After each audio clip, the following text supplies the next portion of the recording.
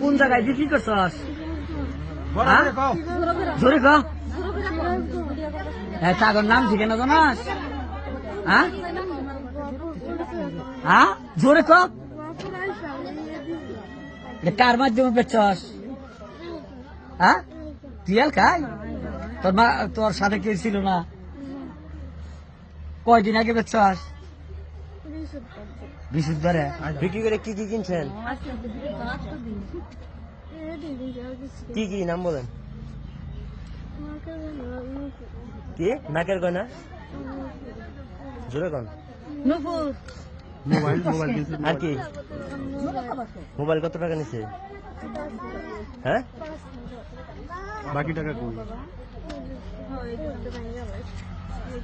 ঘুরতে ঘুরতে নগদ পাওয়া গেছে 1460 টাকা কাছে। 40,000 মতো।